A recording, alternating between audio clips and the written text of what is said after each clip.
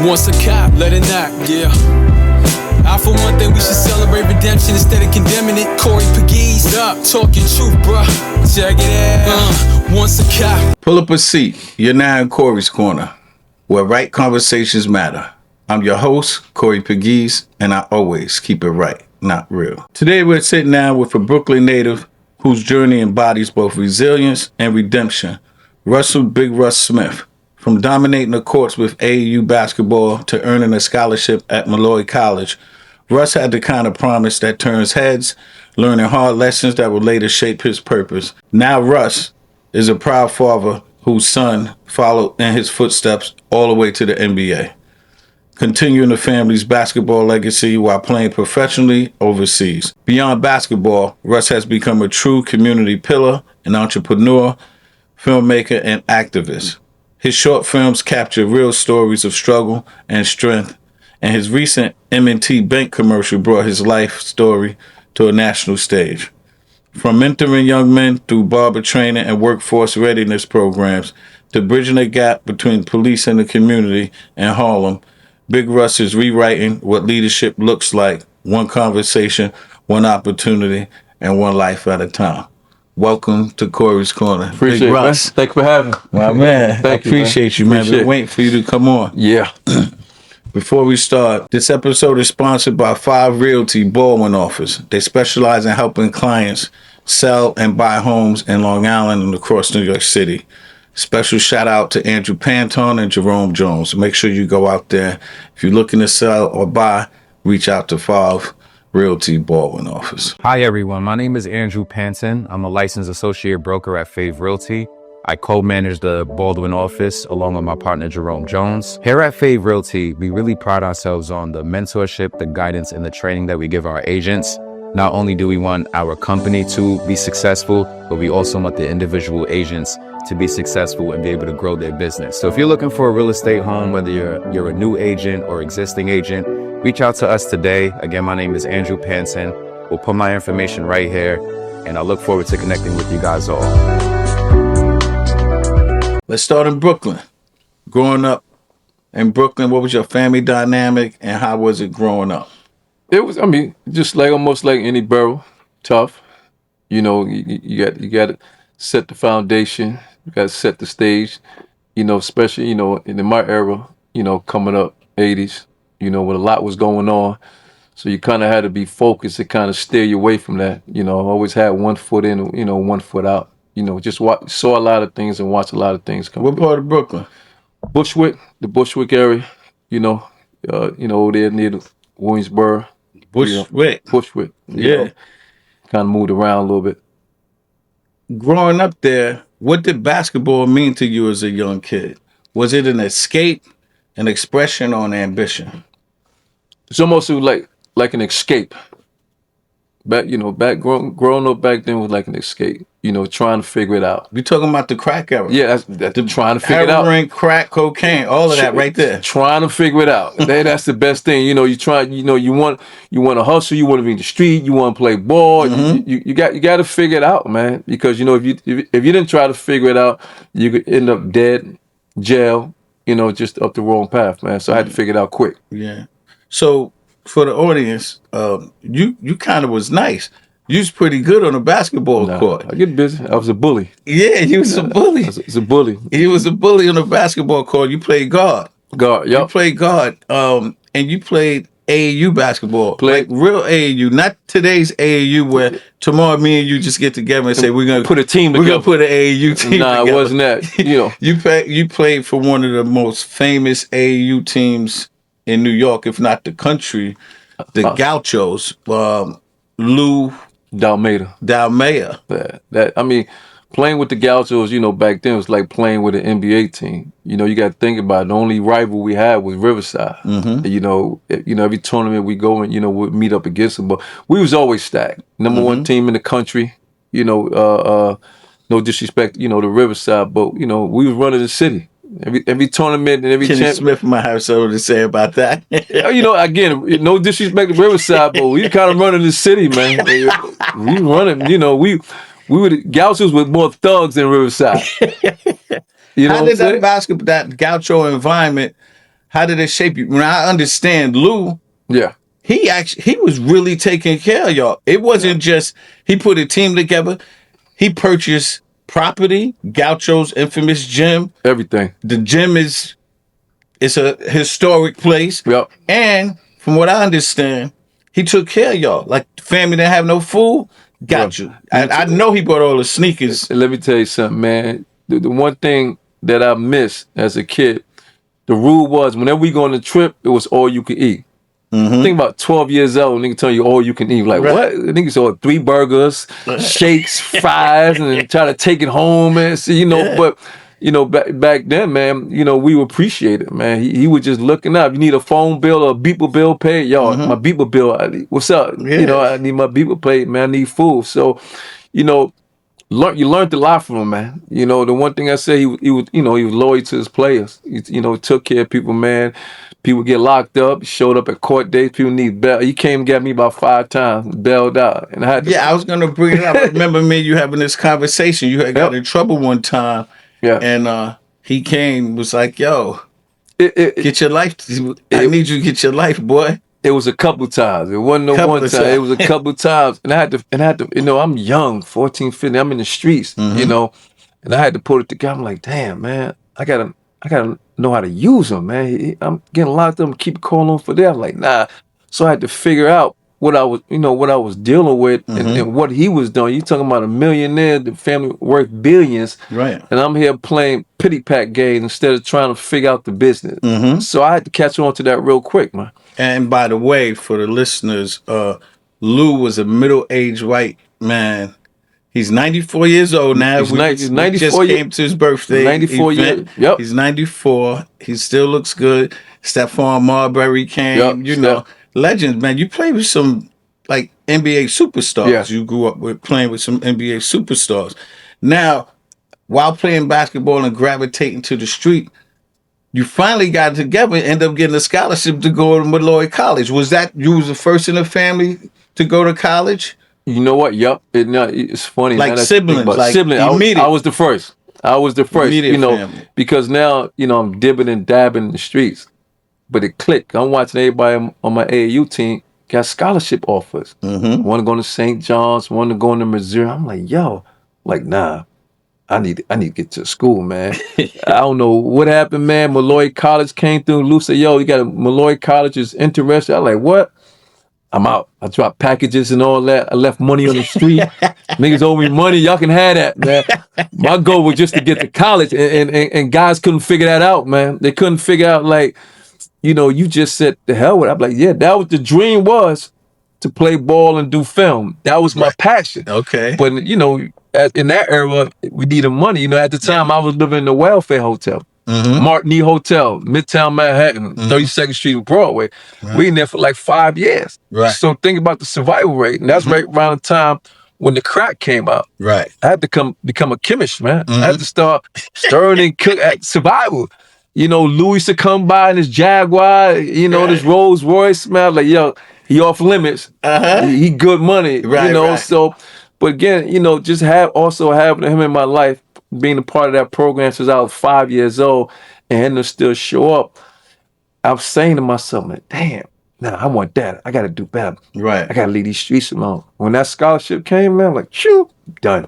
Turned That's off good. quick. So you go to Molloy, you playing at Molloy, and then you eventually left the school. What happened? Left about 2-3 years. Got an offer to play in Europe. Went to Europe for about 2 years. And even before I went to Molloy, as a teenager, I had a kid on the way. 15 years old, I had a kid on the way. And that's your son, Russ? No, I had my daughter. That's your daughter? Yeah, got my daughter. Then Russ. Having the daughter. I'm in college. I'm balling. Got an offer to go to Europe. Sound familiar? Your story sounds very familiar to me. Had an offer to play in Europe, Africa, Tunisia, France, Germany. Played for about a year and a half, because then I had Russ. So I had to come back home, I would have still been in Europe, man, up until 5 years ago. But I had to come back home. Then I had Russ. see whether or not he wanted to play the game. He's about 2 years old. He wanted to play the game, so I had to start him in that. So Right. I didn't want to be selfish. I got kids would say, "Well, Dad, you never taught me how to play." So I sacrificed my time just to come back and give it to him. It's honorable, very honorable. So speaking of Russ, he followed in your footsteps by playing basketball. What was it like to watch your son grow playing in the sport that you love? Because I think Russ was kind of nice too. But Russ was kind of nice. He probably would have got you at 17 when y'all both were 17. Russ was different. Russ was different. It's one thing how we teach our kids. We teach them whatever we teach them a trade, a sport, how to cook. You want them to be better than you. You want them to be competitive. With him, he incorporated things. That's the dangerous part. It's learning like how to be a ball player, but to incorporate your own things into it, it's different. Like, dang, he did that. He added that. So, always as a young kid, 7, 8 years old, always played up, averaging 30, 40 points. I never did that at his age because I had him, I taught him. I taught him to be a killer. Me growing up, no one really taught me how to be a killer, but I was just a killer instinct. Just had the heart. So I just, taught him how to be like a little different. And it just kind of followed him all the way up. How did your past shape the way you raise your son? Oh, man, the 80s, man, you have to be different. You have to have a different mindset raising kids, in the 90s and generation. You got to say, yo, you don't want your kid to be like you. You can't, because now, God forbid, something happen, comes back to you. You look saying to yourself, I know I should have taught him that. So my whole thing is, I wanted to teach them totally different from the way I came up. I want them to teach them, to grind, still hustle, but in the right way, and leave them away from all the drugs thing, because that era was like the most difficult and hardest area to come up to, compared to now with these young kids. Coming up, they don't have a direction. My thing is, I wanted to give them a direction. So you know what, y'all gonna play a sport. Y'all gonna go to school for free like me. And that's what I kind of stirred them in. So Russ Jr. eventually became one of the top players in the nation as far as high school. He went to Molloy. Went to Archbishop Molloy in Queens. That's in Queens. Put numbers up and got a full ride scholarship to Louisville. Now I remember me and you talking one time, and you was like, when Russ got that scholarship to Louisville, that was like $200,000, man. Free education. It was more than it, bro. When he got the scholarship to Louisville, it was more than that. Imagine what it cost today. It was crazy, because the thing, this how he went. He went to Molloy. He broke Kenny Anderson's single scoring record. Broke Kenny Anderson's single scoring record. He'd also led the Catholic League scoring 2 years in a row. No schools, nobody recruited him. So he said, Dad, what we going to do? I said, I'll send you to prep school for a year because you're still young. You're only 17 years old going to prep school. So I sent him to South Kent. I said that was going to be the real test to play against grown men. He go to South Kent at 17 years old. Prep school have kids 21, 22. He go up there averaging 25 points. So I said, oh, you different. You different. And then how the scholarship came about. Rick Pitino, Ralph Willer, and Steve Masiello came up here to look at another kid. Shout out, Steve. Yeah, J.J. Moore, kid, he's being recruited by a lot of people. So after them looking at J.J. Moore, Rick Pitino and the staff, Rick Pitino like, I don't see nothing here.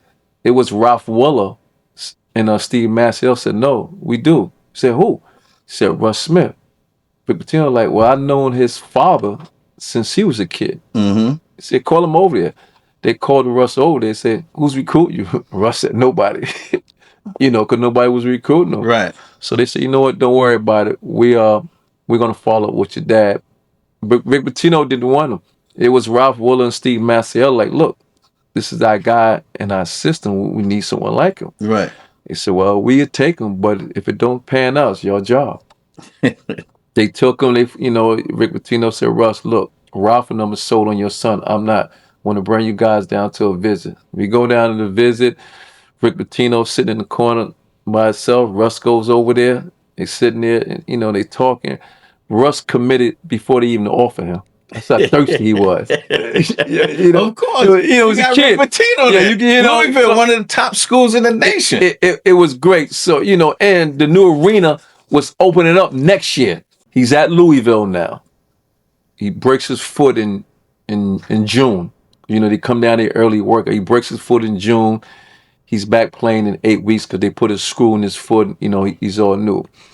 He's killing everybody in practice. He's killing Peyton Seaver, McDonald All-American. He's killing Preston Knowles. He's killing Chris Smith. He got the New York, he got that Brooklyn 40-point. He's killing them. Yeah.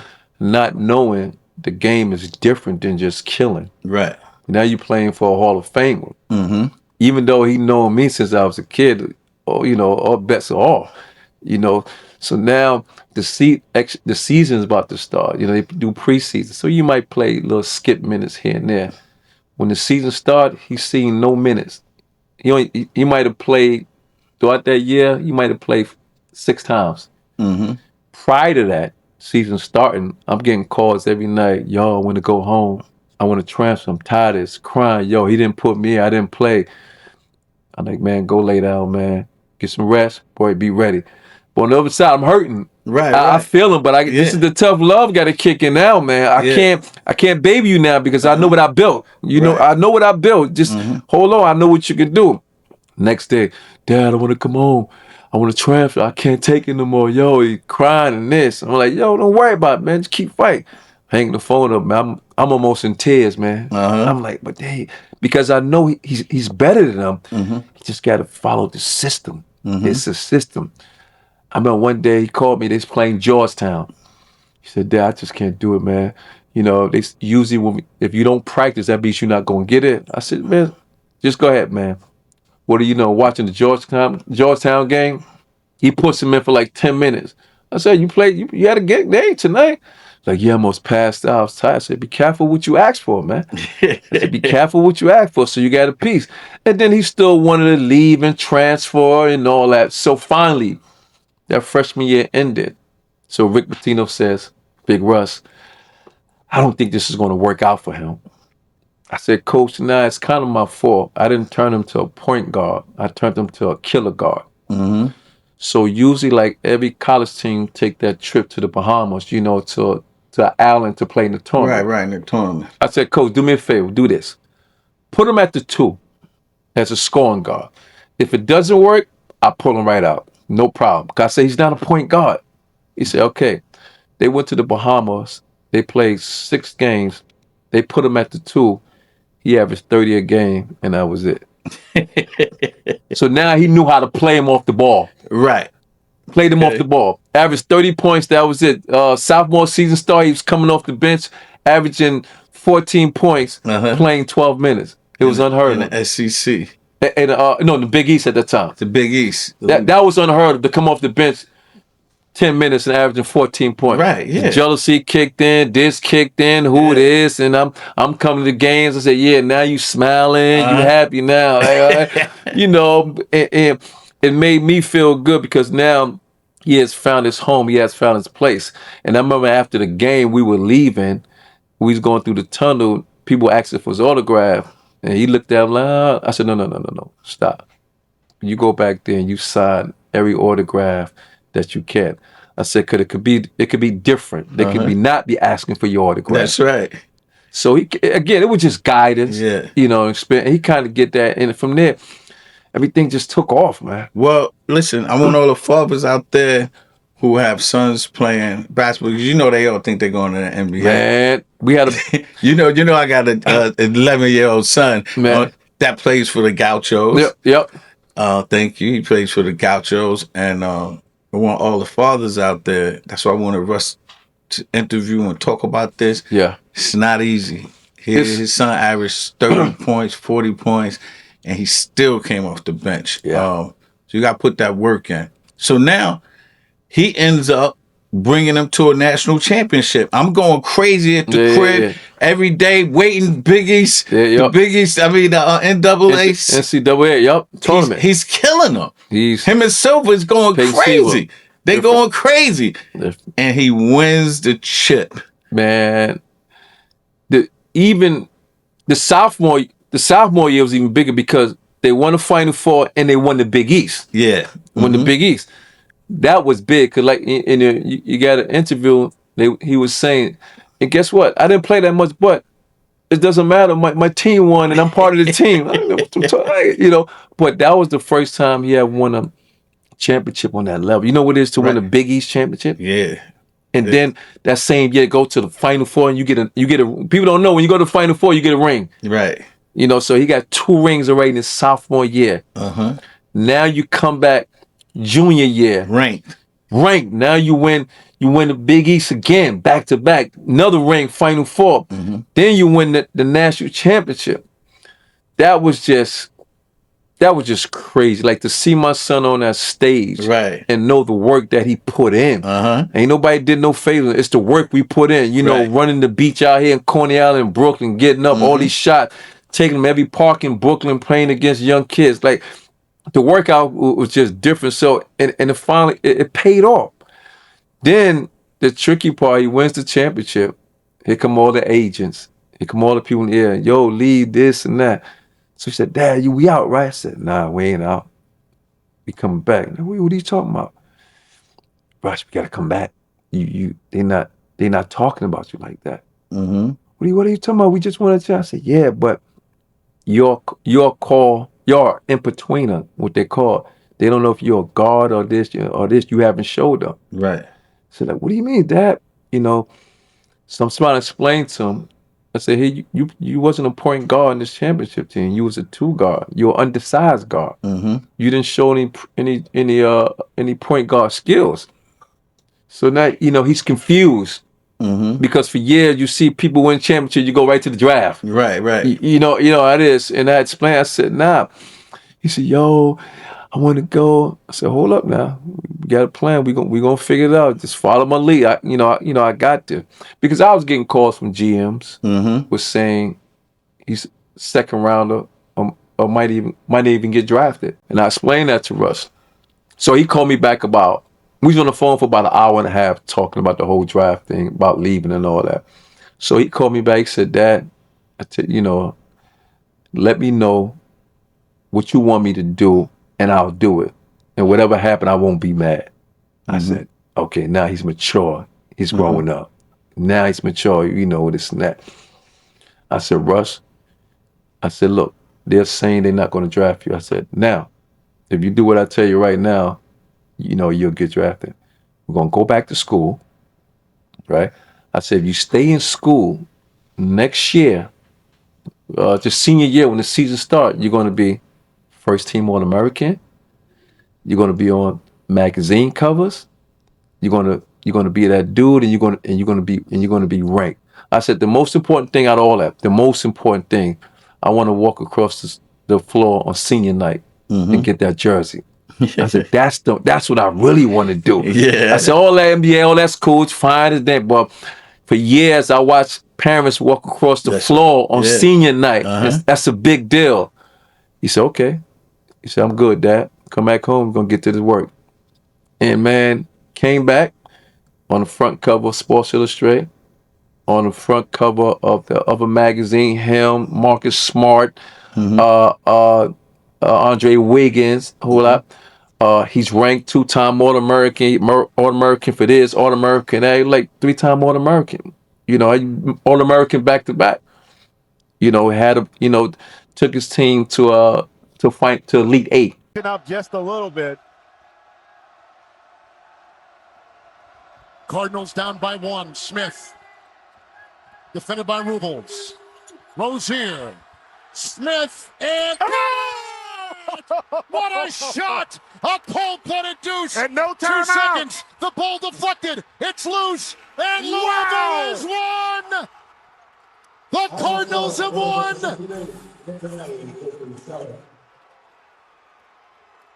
A game winner. Russ Smith with 3 lead changes, framing our last 26 seconds. I was just about to say, would he be patient enough? And he did. He didn't force this jump shot right here. Gives it up, trusts his teammates, And then Jones does another excellent job of getting it to him just in the nick of time. The rainbow mid-range. Wow, ridiculous. You know, and that senior year they went to a different conference.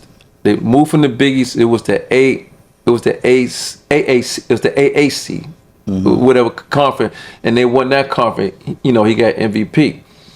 Now, he's on the ball. I'm meeting with agents, you know, and all that. One thing I used to tell agents, because everybody's thirsty, you know, they want to represent them.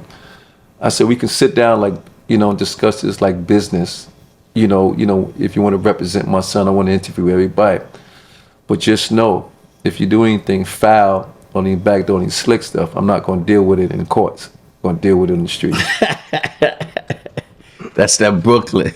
That's that Brooklyn, baby. Now, you know what? You had to respect it, because ever since I was a kid, it's always been a dirty business. Yeah. I've seen people, and I just wanted to get that straight, because now you're talking about my son. You're talking about mine. Right. And you know.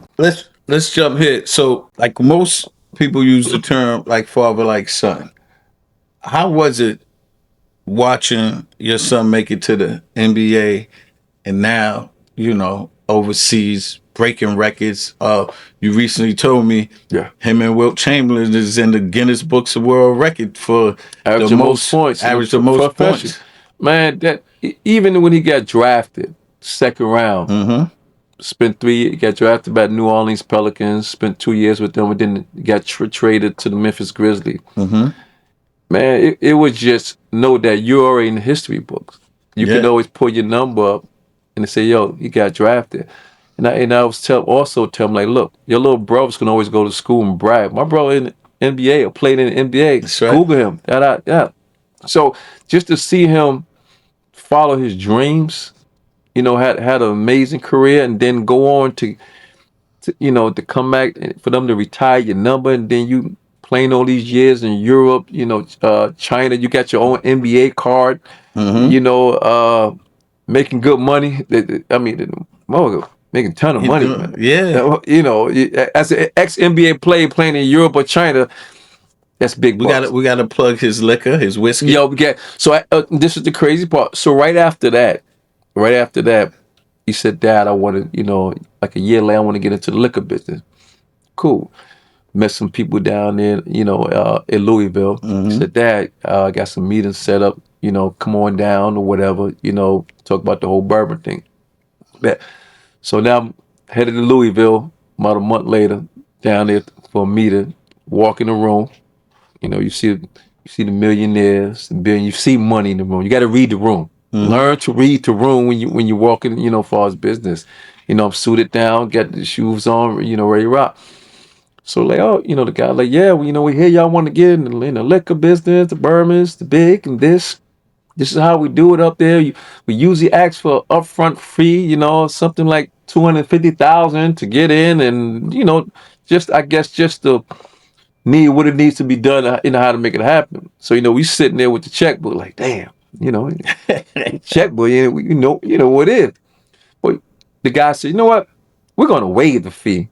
We love what you did for our city, our town. Yeah, I kicked Russ so hard under the table, man. Like, man, I'm sitting there with the checkbook like this, man. Like, what? You know, but that business, you know, almost 10 years ago, and look at it now. It's taking off. You know, what's the name of the bourbon? Mr. and Mrs. Mr. and Mrs. Bourbon. You know, for the last 3 years, been sponsor for the TBT tournament. You know, we also do like custom bottles. You know, did one for Louisville, did one for Tennessee State. So I got my bottle. You got your bottle. You see your bottle. You know, so I got the stash at the crib. Yeah. You know, but it's getting big now. So what lessons you hope young fathers, especially inner city fathers, can learn from your journey of not only just raising him, you know, the other 3 kids. Yeah. I mean, you actually raised an NBA player, so it's a big deal. You had the bumps in the road, the whole 9. You stayed the course, and because today that's what everybody. I mean, look at these contracts. Durant just got $90 million for 2 years. So everybody trying to get to the NBA. Let me tell you something. This is what people know. You know, the problem with this for the last 15 or more years. Parents are trying to live their dreams through their kid. Boom. Parents, stop trying to live your dreams through your kids. That's the problem. And I don't think it's going to change anytime soon. Because I notice when, if someone's son is not playing 20 minutes a game, the parents going to start their own AAU team. But this is the one thing I got to get on record. Please pay attention to this, sports dad. I'm gonna hurt a lot of feelings right now. This thing that they call reclassify is the worst thing you could ever do. Worst thing. Since when it was cool to get left back to play basketball. Let me say that again. Mm-hmm. Since when it became cool to get left back to play basketball. That's the most saddest thing in the world, man. Like so many kids are doing it like it's out of style. Then they have AAU coaches encouraging parents and kids to do it. Mm-hmm. That means you don't want to put the work in. That's right. It's about work. I got a son, freshman now in Molloy. Yeah. He's 4'11", 5 feet. But his skill set is different. Right. You know, skill set is always like what's happening now. Little Russy. Yeah, little right. You know, it's the skill set is what's going to override all it. You got 15-year-olds in 8th grade. It's sad. It's just sad. Nobody's playing the age group, and all my kids always played up. I got a 12-year-old who's going to be playing 15U this summer. Listen, man, this whole AAU basketball it's disgusting, man. For me, it's just a money grab. For me, I'm just like, take my son off the circuit, train him up. That's I what I play do. On a little team. Keep him local. To get Keep him local. But I never forget you told me, nah, don't. That traveling it's a money move. It's a money grab, man. It's a money grab. Imagine you putting that money into a trainer, getting his body right, his body together, getting him a trip. You go down south, you go to Texas, whatever, and your son plays 10 minutes. I'm ready to kill everybody in the gym. I done spent $3,000. I can't really watch my son play for 10 I don't travel on the AAU circuit. I went to even when Russ was playing, I might have went to 2 games. Right. 2 traveling games. I don't travel on AAU circuit. It's not worth it. So you made the transition from athlete to filmmaker. What inspired you to start creating short films? Film was always my passion since college. You said that earlier. That was film. Still to this day, film is my passion. That's I got so much, in the works. One of the biggest films that I worked on years ago, Finding Forrester. Mm-hmm. Sean Connery was in there. Busta Rhymes. Huge film. Huge, great big film. It was by Sony Pictures. One of the biggest films I worked on. It was also like a basketball film. Right. Kind of. I directed and created all the basketball in the film, man. Okay. Yeah. What kind of stories you most passionate about telling through your films? Real stories. Real stories where right stories. Yeah, the real story and the right story where audience can feel it. They be able to feel it. Those are the stories that's going to be talked about. You was recently featured in the M&T commercial. Yeah. Which is dope. Yeah, that was super dope. How did that partnership work? How did it come about? And what message were you hoping to send? The M&T Bank commercial came about. It came through my manager. Said, yo, M&T Bank want to do a commercial. But when I went to the audition, they found, they wanted to do it around, the whole thing was around community. That was the whole skit was around community banking and whatever. What they didn't know that I had business up in Harlem. Mm-hmm. I had accounts at M&T Bank, and when they were like, well, hold up, well, no, you got what? So they kind of revamped the script. Mm-hmm. So that's why you see the barbershop in the scene. Right. Check for that as a location, and then we just start playing with the dialogue, and they had no idea how it was going to take off. And it's a dope commercial. And it just took off. I get calls like crazy about it, man. So how do you balance creative from businessman? Easy. Go home in the basement. Mm-hmm. Once I cook and clean for the kids, the wife, I'm in the basement at my art. Mm-hmm. That's my passion. Right. I find time for that, man. Yeah, I appreciate that. We got this segment on Corey's Corner called Spitfire.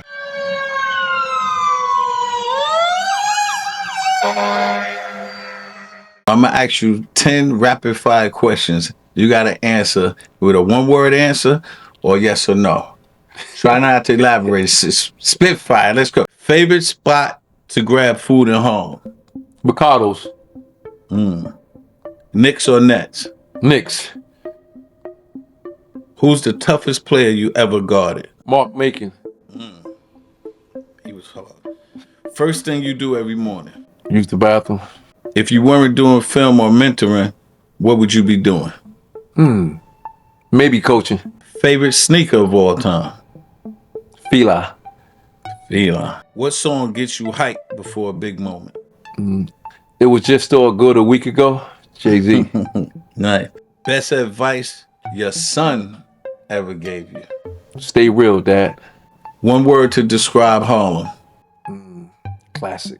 If you could have dinner with one person, dead or alive, who would it be? My mom's. It's the dopest answer I ever heard on Spitfire. Thanks for participating in the Spitfire round. Wasn't that bad, right? No, it's tough. Okay. Now, before we jump back in, I'll be remiss if I don't plug my best-selling book, Once a Cop, The Street, The Law, Two Worlds, One Man, and my feature documentary that's streaming on Hulu and Apple TV called A Cops and Robbers Story. They both lay out the blueprint of my life from being a young misguided kid growing up to being an executive in the biggest police department in the country, the NYPD. Please, thank you for the support, for the people that have supported me, and congratulations to the new people who's going to purchase and watch the film. Now, a word from our sponsor. This episode is sponsored by Fave Realty Baldwin Office. We specialize in helping clients buy and sell homes across Long Island and New York City. If you need to sell quickly due to the loss of a loved one, a short sale, foreclosure, or any difficult situation, our team is here to help. We offer tailored solutions to meet your needs, including all-cash offers with fast, hassle-free closings. At Fave Realty Baldwin, we don't just sell homes. We mentor and train real estate agents to become producing agents and leaders in the business. If you're in the market to buy or sell a home, need a quick cash sale, or are looking to join a real estate brokerage, contact at Fave Baldwin Office. Follow at AP Real Estate NY and at mr.jerome_sells_homes. Shout out to Andrew Panton and Jerome Jones from Fave Realty Baldwin.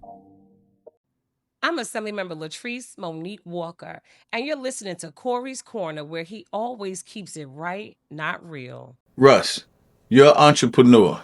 Yeah. You got a few businesses in Harlem. Just tell the people about the businesses that you have in Harlem. The businesses that I have in Harlem: barbershop, juice bar, salon, the barber training program, school. The barber hold on. Yeah. The barber training program is crazy. Yeah. You invited me to the graduation. Yep. Earlier this summer. I came to the graduation. Like, people don't understand. Like, you don't even go around and brag about this stuff that you're doing. Yeah. You literally, I believe I saw you post one time, like, you just was asking any young misguided kids, if you want to do something, come and see me, come knock on the door. Yep. It's right across the street from the 3-2 precinct in Harlem. And to see that graduation, family members was coming there. You had a couple of kids from New Jersey was in the program. They was trekking from Jersey every day to come and learn how to get haircut. I used to cut, fun fact, I used to cut hair in the Army. I didn't know what I was doing, but I made a lot of money. Yeah, man. I'm from New York. So I was like, yo, I'm nice. Hustle. I went and bought some clippers. I'm nice. Yo, Rich, I'm nice. They was getting up like, I said, yo, don't worry. One against the grain. You look good. Nah. So, yeah, man. How did that program come about? Just to give back? No, basically, it was always on my bucket list to open like a training school or, a vocational school. Mm-hmm. So I had the opportunity to do that, end up teaming up, with Jackie Rowe Adams as a partnership because she was already in place with the city. Right. So I came under as a subcontractor because one, I had the great idea to teach the program, teach kids how to get a apprentice license, teach them a trade, because we had to. None of them kids knew what a trade was. Nope. So had to teach them a trade, let them know, because everybody's not going to be a ball player. Everybody ain't going to college. Everybody's not going to graduate. Everybody's not going to be this magician, this singer, this rapper. So now you got to learn a trade to make some money. And what better trade than an untraceable money trade? That's it's one of the best, man. I mean, with that, which is true, because you're kind of independent. You're very independent. You claim what you want to claim. You claim what you need to claim, and etc. And the way I teach it is to show them how they can open a business while they are a barber. Like you can work in a shop, but you can also open up a barber business while you work in an LLC. Right. Show you how you can, you can file taxes. Show you how you can buy into insurance. So it's a lot of things that was, teaching them, how to do it. Because again, a lot of these guys didn't have jobs. They didn't know how to fill out an application. They couldn't fill out applications. Some had felonies. Some had charges. So you got to find another source of income. So let me ask you the number one barber question. Everybody, whole audience sitting here, they want to know, everybody across the world. What's that? Why barbers charging $75 for a haircut now? Let me tell you, that's the most disrespectful thing you can do. I can't take my hat off, man. But you know what it is? It's sad, because even the first shop I opened, the first barber shop I opened was 32 years ago. I might have changed. I might have went up maybe 2 or 3 times, if that. Yo, Russ, they like $50. Yo, these dudes used to cut my hair. I'm not gonna shout you out. In Corey's Corner, I keep it right. I'll throw a name out there real quick. But you dudes, it's like late at night. I need to get a quick cut. I call my man like, yo, bro, I want to get a cut. And he goes, here, get on your phone, do this website, make an appointment. Yo, I'm standing in front of you in the barbershop. What are you talking about? Making an appointment. And yo, how much to cut? $55. Yo, $55. Ain't paying no $55 for a cut. Nah, this is crazy. You know right what it is, man? It's I don't know what, but this is the way I teach it, and I like to tell guys in the shop, you can go ahead and try $50 and $60, but how many times you going to get it? That's the thing. It's cool, but now, but if you do, now when it gets slow for you, now you can't pay booth rent. What you gonna do? So now so I had to teach them that, and they kind of understood. Like you can get a good cut at when the shop. It's not gonna be no $50, $30, $35. Whatever. Even with kids, some of them are ridiculous. On kids. I tell the guys in my shop, I don't want no one charging a mom with 3 boys no more than $12 per cut. It's sad. It's sad. Like it's highway robbery, man. It's no excuse for that. But all my barber friends, they drive a Mercedes. Like they blinged out. Oh, man. I don't even know if they real Rolexes, but they iced out. And they all got appointments. But listen, whatever. And I'm about to bring a couple of y'all on here. I can really squeeze you. I'm gonna squeeze them on Corey's Corner. I just tell them we can have a nice conversation, right? And I'm gonna kill them. Actually, why you charging so much? Yeah, they gonna have to explain. How do you reach young men? Because you're in the street all the time. You work very close with the NYPD. Yeah. You work very close. I didn't know. That part I ain't know. You work so cool. You know more NYPD cops than me. And I ain't even talking about regular cops. From the top, police commissioners know you by first name when the police commissioner roll up. From Tish right now. Yeah. Eddie Caban, all of them know you, and all the chiefs. Shout out to our brother Ruel Stevenson, the chief of Manhattan North, who's in Harlem. How did you get this relationship so close with the police? And you know what? You know who introduced me to you? Who that? Oh, Harrison. Rodney Harrison. I remember this is the crazy part. I remember the first day I met you. I remember the first day I met you. We were both speaking at a public school in Harlem, PS 123 on 140th Street. Yes. But Harrison brought us to speak. And that's what I met you. I was like, okay, money got swag. Like, what square's from? Queens. Oh. I said, Harrison, you a queen. I said, y'all queens. All right. But yes. And that's how we met. Yes. It's crazy. but you have an awesome relationship with the police, which is good because we need that. We need people in the community. You paying taxes in the community. You putting money in the community. People don't know you do every August big basketball free tournament. Yep. 60 teams. 60 teams. 60 teams. Yep. Food, juice, It's a free entry. Everything's free. Just show up with your team. It's invite only. That's insane. But hold on, before we go to the police, back on the basketball thing, you posting up that y'all have this tournament where y'all giving the winning team $100,000. No, it's more than that. So I'm part of the balling, the balling up in Harlem tournament that I'm part of. Is me. It's more than $100,000. Well, the first year we gave out 30,000. Last year we gave out 50,000. This summer we gave out 100,000. Next year it's 280,000. And the year after it's $500,000. Yo, hold on. My man Soup is in the audience. Yo, Soup.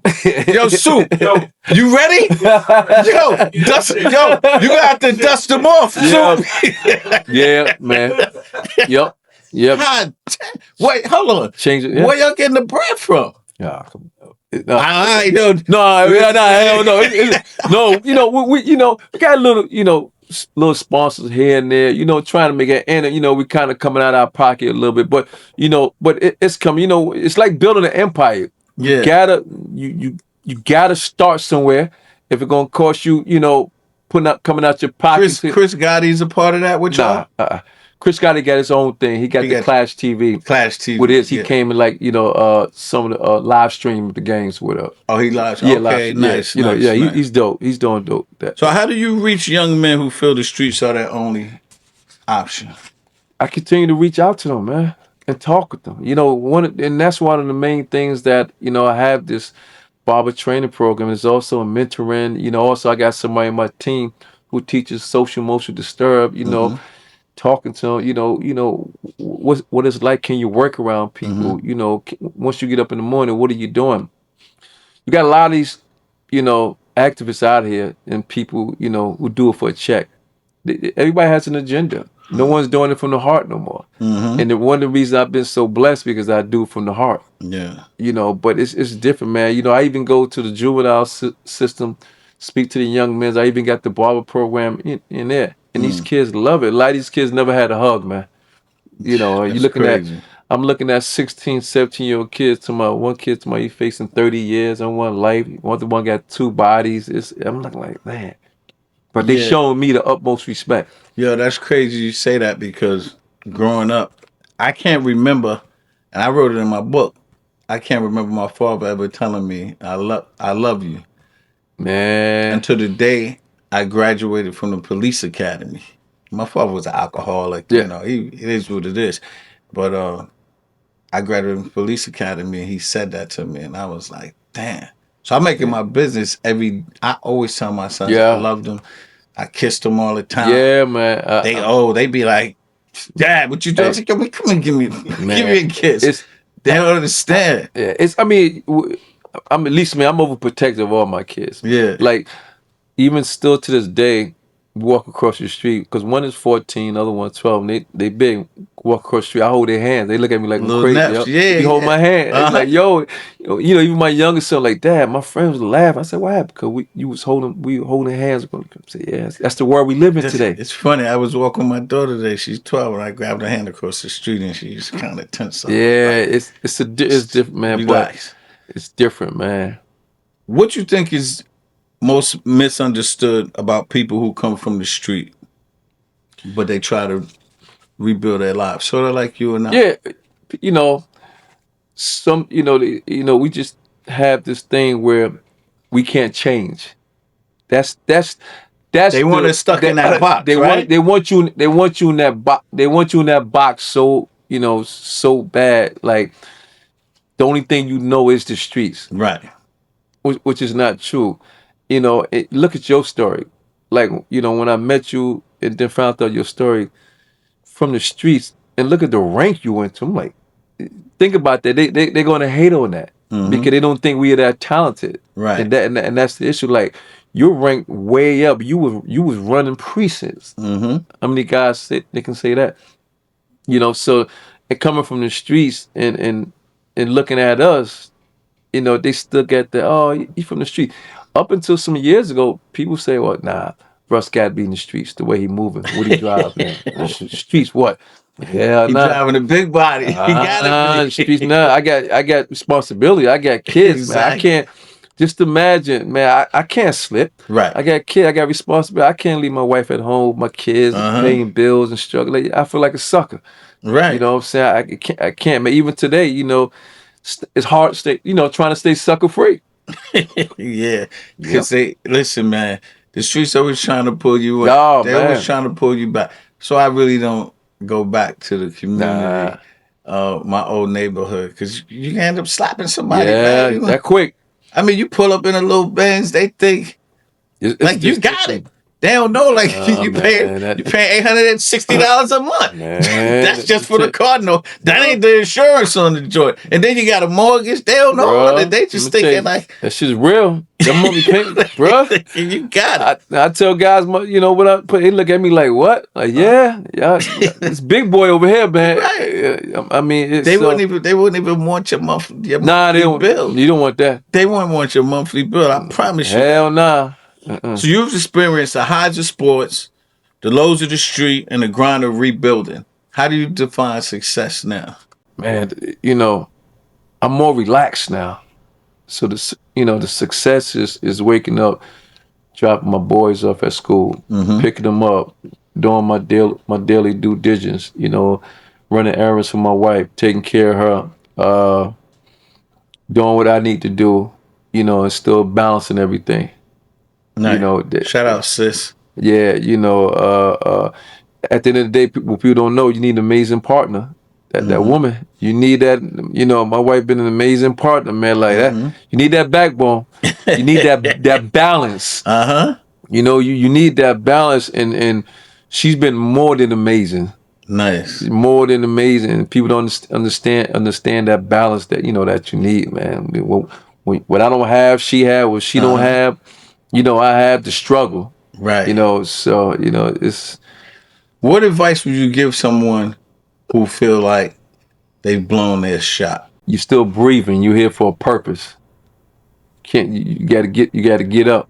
You gotta get up and make it happen. You gotta keep working.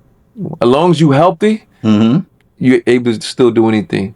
You gotta go out and make it happen. You can't sit there and whine and feel down for yourself. Nah, you can't do that. You can't, Gotta keep grinding, man. Gotta keep grinding, man. Don't stop. That's right. It don't stop, bro. Finally, what's next for Big Russ in film, community, and in business? Community is always going to be there. I'm always going to try to support the community in any way I can with time frame.